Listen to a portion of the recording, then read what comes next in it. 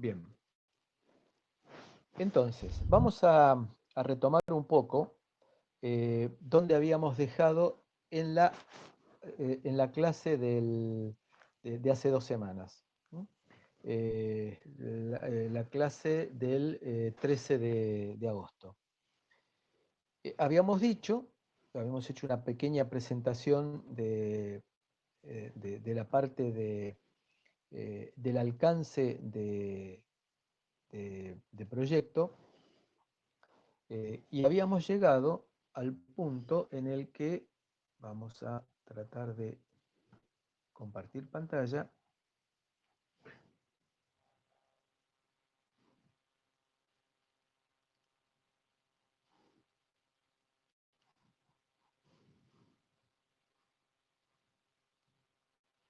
¿Están viendo la pantalla?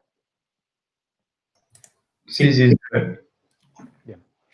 Habíamos llegado al punto en que estábamos hablando de la gestión de alcance.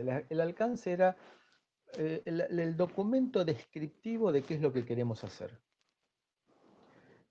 Lo último que habíamos llegado a ver era que era Project Scope y Product Scope. Es decir, el Project Scope, es decir, Scope sería en este momento el alcance del proyecto, que es distinto del alcance del producto. El Project Scope es cómo vamos a hacer el producto, mientras que el Product Scope es qué es el producto. Lo cual nos requiere a nosotros diferenciar muy bien. Nosotros vamos a trabajar en el cómo vamos a hacer el producto, el objetivo del proyecto. El producto no necesariamente es algo tangible, no necesariamente es una hamburguesa. Es decir, esto lo puedo decir a las 6:30 de la tarde y no a las 8 de la noche. Para diferenciar de qué es lo que quiero hacer. Entonces, para poder hacer el Project Scope, primeramente tengo que hacer el Product Scope, es decir, qué es lo que quiero hacer.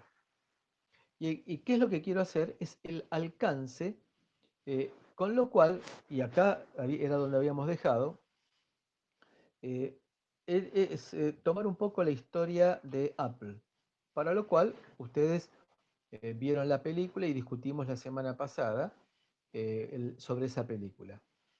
Eh, Jobs dijo, aunque Macintosh resultó un gran producto, se retrasó mucho en los plazos y superó ampliamente el presupuesto planeado. Caramba, lo dijo con total liviandad, como si eso fuera todo un mérito y un logro. Entonces, Macintosh fue lanzado 16 meses más tarde de lo previsto. Era preferible eso antes que entregar el producto equivocado. Genial. Pero lo que pasa es que esos 16 meses, que en realidad creo que fueron un poco menos, pero pongamos 16 meses, IBM se metió en el mercado y logró con un montón de ganchos conseguir la atracción y la adicción de la gente. ¿Cómo? Dando la circuitería completa de la PC, de manera que aquel que quisiera desarrollar una placa lo podía hacer perfectamente, de manera que aquel que quisiera desarrollar software tenía todas las herramientas necesarias para diseñar el mejor software que se pudiera en ese momento.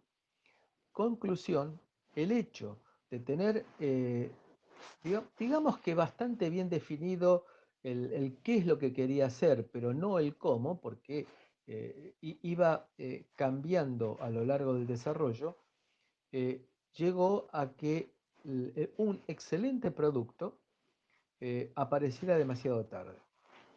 Ustedes recuerdan que hay un momento en la discusión que tiene con su team, Jobs en la película, dice que ¿por qué están trabajando con el 6809 y no con el 68000?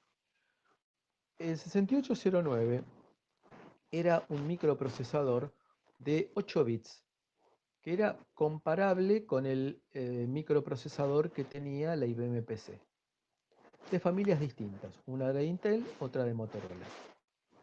Y el planteo de usar el 68000 era un salto de calidad increíble, que yo realmente no me imagino cómo conocía ese grado de tecnología semiconductora Jobs. porque el 68000 fue el primer micro comercial de 16 bits. Era una enorme zapatilla de 64 pines. Piensen ustedes que 64 patitas, es decir, 32 patitas de cada lado. Cada patita estaba separada una del otro porque iba montado en un zócalo, una décima de pulgada, con lo cual el chip tenía 3,2 pulgadas, es decir, en números redondos, 8 centímetros de largo por una pulgada de ancho. Era una zapatilla que venía con un encapsulado que era cerámico, y con lo cual yo recuerdo en aquella época, estamos hablando de la década del principio de la década del 80, utilizando la tecnología argentina para sacar integrados de placas, que es el destornillador. A una persona se le quebró un 68000 que costaba en esa época, año 80, $100. Era, era, si hoy es un montón de plata, en aquel momento era un recontra montonazo de plata. Era un micro de avanzada, era un salto de calidad terrible. Bueno, ese salto de calidad en el cual eran dos productos que no eran para nada comparables. La Macintosh era infinitas veces superior a la PC. Sin embargo, ustedes fíjense que la PC tuvo una aceptación mucho mayor. Es decir, a pesar que era un producto inferior, que después fue migrando con el paso del tiempo, pero llevó durante muchas décadas, durante décadas, el lastre de lo que era el procesador que habían decidido utilizar en la primera PC, eh, nos llevó a aceptar y convalidar un producto de menor calidad simplemente porque Jobs en ese momento salió con sus prerrogativas de calidad frente a tiempo. Y ahí nos aparece algo interesante. ¿Se acuerdan que lo habíamos mencionado, que este triángulo, que es alcance, tiempo, costo y en el medio de la calidad? Con lo cual, si yo quiero tener alta calidad con un alcance importante, voy a sacrificar tiempo y costo. Sacrificar significa mucho tiempo y mucho costo. Y eso fue lo que pasó. Después, tuvo algunas ideas que eran innovadoras, que fue hacer una computadora en forma de cubo, que fue realmente algo notable en cuanto a la concepción, y salió fuera de época. Vendió muchísimo menos de lo esperado, con muchísimo diseño y un precio muy alto. La gente está, entre paréntesis, estamos dispuestos a pagar un poco más por Apple, pero no demasiado más. Y el Cube era un precio ridículamente eh, inaccesible. Después, y así es como empieza la película, con el iPod lo hizo distinto. Ya con el iPod y en base a los coscorrones recibidos, trabajó de una manera mucho más organizada, mucho más estructurada. Eh, y de esa manera logró eh, entregar el producto a la fecha prevista y dentro del presupuesto establecido. Eh, ustedes deberían empezar ahora a darse cuenta que esta materia no les va a agregar nada, eh, eh, digamos, nada restallante en su vida profesional, pero les va a servir muchísimo en la vida profesional si la aplican. Es más, nosotros insistimos y recomendamos que la apliquen, porque esta es la metodología de trabajo que se tiene que utilizar para poder llegar a resultados aceptables en plazos razonables. No es nada más que aplicar el sentido común. Hay, por supuesto, algunos temas que vamos a ver adelante que requieren cálculo, planificación, análisis y un poco no demasiada matemática ni demasiadas funciones especiales, pero sino en general nos tenemos que manejar con el sentido común. Pregunta, ¿a qué se refiere esto de controló de los gastos, se hizo los acuerdos necesarios para que estuviera acabada en la fecha prevista? ¿Al project o al product scope?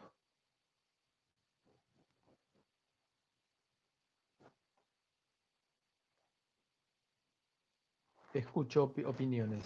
Al project. Al project, porque el product lo tenía definido. Era el llevar centenares de CDs en el bolsillo. Eh, Era realmente algo totalmente revolucionario. Pero fue una concepción de ese tipo de ideas que cambian la historia. Cambió la historia no solamente de la tecnología, sino cambió la historia de la música, en el sentido de que ahí es cuando apareció el iPod, empezó a popularizarse más, pegó un salto enorme MP3, porque hasta ese momento existían varias formas distintas de digitalizar música. MP3 cambió el sentido de la música porque MP3 permite reducir en 10 a 1 el tamaño de la música digital. Es decir, un CD tiene 650 megas aproximadamente de música. Llevado a MP3 son 65 megas. Con lo cual es un salto sumamente importante en el tamaño de la música y por lo tanto la capacidad del iPod, que era de hoy en día diríamos apenas 30 gigas, nos permitía llevar un montón de discos en el bolsillo. Y eso fue lo novedoso. Por supuesto que aceptando de que había una pérdida de calidad en la música guardada.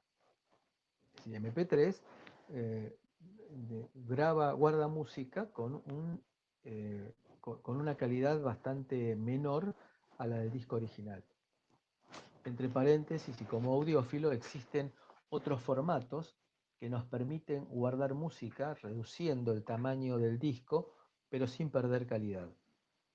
¿Sí? Y es recomendable que cuando uno compra un disco, y yo soy de los que sigue comprando discos, lo primero que tiene que hacer es llevarlo a formato FLAC, que es el que permite reconstituir el disco si se llega a romper sin perder una sola nota de calidad, y tener MP3 si uno quiere llevarlo en el teléfono.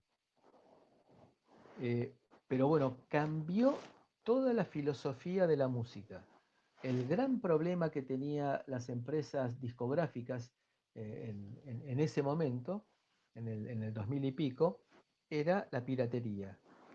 Hoy en día, la verdad que la piratería casi desapareció porque tenemos forma de acceder a la música a muy bajo costo. Todos los sistemas tipo Spotify, Deezer o YouTube Music se basan en que uno se va a poner a escuchar música pagando $1 o $2 o $3 o iTunes para Apple, esa cifra por mes.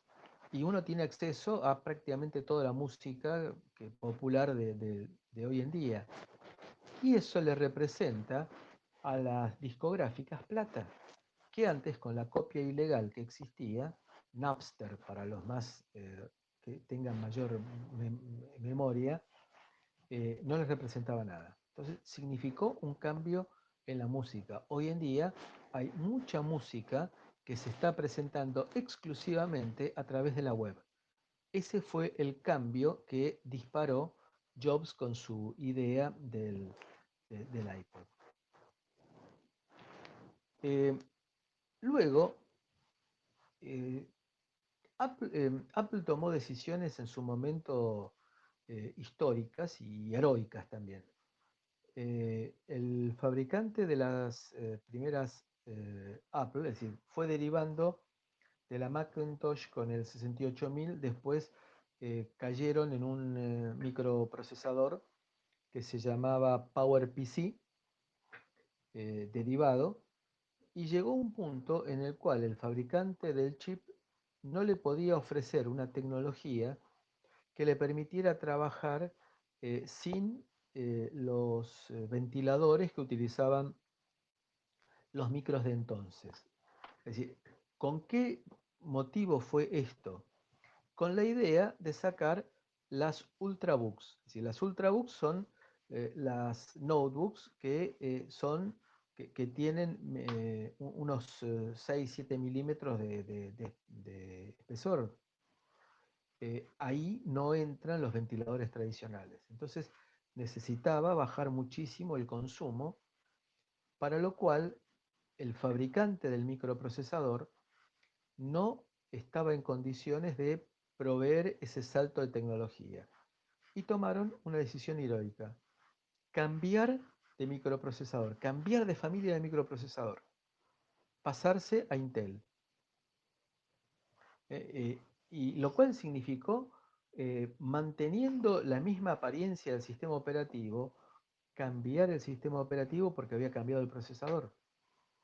Entonces, Bill Gates le impresionó cómo habían podido cambiar la CPU de un ordenador a otro sin sobresaltos, es decir, sacar un micro con un Pentium, eh, cambiando de microprocesador, y que el usuario no se enterara, si cambiaba de máquina, no se enteraba que había cambiado el procesador interno.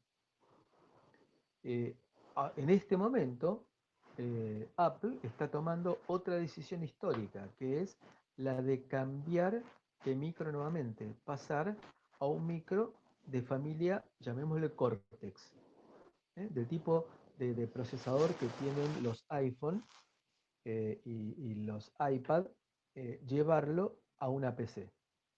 Es otro salto histórico, y que evidentemente lo hacen con algún criterio de sacar una PC de menor tamaño y de menor peso. Yo este año tuve que cambiar mi computadora. Mi señora había comprado su computadora, similar a la que compré yo, hace 4 años más o menos. Uno levanta una y levanta otra, y la diferencia en peso es abismal. Es decir, la computadora del año pasado que yo tengo pesa, yo supongo que debe pesar cerca de la mitad. Estamos hablando de 4 años. Es decir, que evidentemente el desarrollo y las tentaciones tecnológicas que sigue teniendo la gente de Apple los lleva a estar siempre pensando en sacar un producto nuevo, con menor consumo, con mayor autonomía, y que el usuario siga manteniéndose con la misma satisfacción que tenía antes. Bien, eh, otro caso, la Power Mac G4, que casi seguro que ninguno de ustedes conoce y conoció y no perdió demasiado, era una computadora que realmente, una computadora de escritorio que tenía una forma muy llamativa, muy aerodinámica. Fíjense la forma de levantarlo, ya tenía prevista unas asas como para que uno pudiera levantarla bastante fácil. eh, y tuvo un diseño muy acabado, muy elaborado, pero que era muy caro. Entonces tenía al principio, más aún de lo que ustedes ven en la figura, tenía un desarrollo que parecía aerodinámico, pensado para trabajar a velocidades superiores a del sonido. Era muy lindo para ver, pero era carísima. Entonces ahí, bueno, empezaron ya aprendiendo las lecciones anteriores. Le obligó a cambiar algunas cosas, como unos tornillos especiales y un mecanismo de sujeción para poder moverlo de un lado al otro, que eran demasiado costosos. Entonces siempre, a partir de la experiencia de lo que fue Macintosh, tuvo una serie de sopapos inteligentes, como se ve en la película, que lo obligaron a cambiar su forma de pensar en la parte de planificación y realización de proyectos, y respetar cronogramas y presupuestos. Bueno, vamos a ver un ejemplo para redondear todo esto de lo que tiene que ser el alcance del proyecto. El alcance del proyecto, ustedes recuerdan que forma parte del acta constitutiva del proyecto. Y ustedes tienen en el aula virtual el formato, la plantilla del acta constitutiva del proyecto. Entonces el alcance es un pedacito. Recuerden que un ingeniero tiene que pensar en utilizar la menor cantidad de adjetivos posibles, tiene que ser conciso, tiene que ser concreto. Veamos. Señores, SICAME Argentina, de acuerdo con lo acordado previamente y con el fin de mejorar la calidad, costo, productividad y competitividad de la línea pértigas telescópicas, paréntesis. ¿Qué significa pértigas telescópicas? ¿Tienen idea? No, yo ni idea. Yo tampoco. Bueno, vieron, por ejemplo, eso se ve más en la casa de ropa de mujeres, en la cual aprovechan muy bien el espacio y colocan percheros uno arriba del otro. Es decir, que hay ropa desde, 2,5 metros de altura para aprovechar el espacio. ¿Cómo es que sacan una prenda que está en una percha allá arriba? Utilizan lo que parecería que fuera una garrocha o un palo. Eso se llama pértiga. Entonces usan eso como para poder sacar del perchero la percha con la ropa que se quiere mirar, que se quiere examinar. Y la pértiga telescópica es esa pértiga que se reduce como si fuera un paraguas plegable, se reduce y alcanza un tamaño mucho más chico. Uno de los problemas que tienen las pértigas es que si tienen una sección cilíndrica, son difíciles de manipular porque se resbalan de la mano. Bueno, y este es el objetivo que estamos planteando acá. Una alternativa de las pértigas telescópicas. Es nuestro interés de LIAT Sociedad Anónima desarrollar una nueva línea de productos que cumplan con los más altos estándares nacionales e internacionales de calidad, buscando al mismo tiempo la competitividad tanto económica como estratégica dentro del mercado actual. Con este fin planteamos desarrollar una nueva gama de productos pértigas telescópicas que contará con características especiales diferenciando en la competencia y las propias actuales. Acá fíjense que dice aquí abajo, pértigas telescópicas de sección triangular, según norma IS 62193. Fíjense que acá estamos hablando que no es un invento totalmente de ellos, sino que está siguiendo normas internacionales, en este caso una IS. Se llevará a cabo para la realización de toda una nueva familia de pértigas aislantes, cumpliendo con los estándares de regulación europea y ese sentido. Bueno, ¿por qué habla de pértigas aislantes? Bueno, porque no lo va a usar para sacar ropa, sino que a veces lo van a usar para reponer fusibles en una instalación de un transformador de media tensión que está en el medio de una calle. Entonces, para no tener que subirse con el vehículo, con la grúa, lo ponen con una pértiga que sea aislante, que se pueda manipular bien y que no se resbale la mano. Estas nuevas pértigas contarán con la ventaja de estar fabricadas con una base poliuretánica recubierta de fibra de vidrio, tal como las actuales, pero con un perfil semitriangular, lo que les brindará mayor resistencia mecánica, ergonomía y facilidad de uso. Es decir que el grip, digamos el agarre, va a ser mucho mejor, distinguiéndolas fácilmente de la competencia por la forma del nuevo perfil y permitiéndole a la empresa contar con nuevos productos fácilmente reconocibles. Vamos a ver lo que dice acá abajo. Etapa 1, etapa 2, ¿no? Descripción, diseño del producto final, incluyendo componentes y características especiales. Etapa 2, diseño de los equipos necesarios para la fabricación. Claro, acá diseñamos el producto que queremos hacer, pero después tenemos que fabricarlo para tener producción. Entonces viene el diseño de los equipos necesarios para su fabricación. Y acá aparece el responsable de la primera etapa, desarrollo del producto, y de la segunda etapa, que sería desarrollo de la parte de producción. Bien, todo esto nos lleva entonces al concepto de lo que es el acta constitutiva del proyecto. Ahí lo que estamos diciendo nosotros es el alcance. Y acá aparece que hay una segunda etapa de este proyecto, que es la parte de fabricación, que normalmente no la tenemos en cuenta porque los sabios locos se dedican solamente a los proyectos de laboratorio. Después hay que implementarlo en la práctica y ahí empiezan otra serie de problemas. En este caso, entonces, se van tomando la previsión y probablemente haya diagramas de Gantt que estén compartidos, diagramas temporales que estén compartidos. Es decir, nadie me viene a hablar ahora, espero, ¿no?, de que es un cronograma, ¿no?, como pasó hace 2 semanas.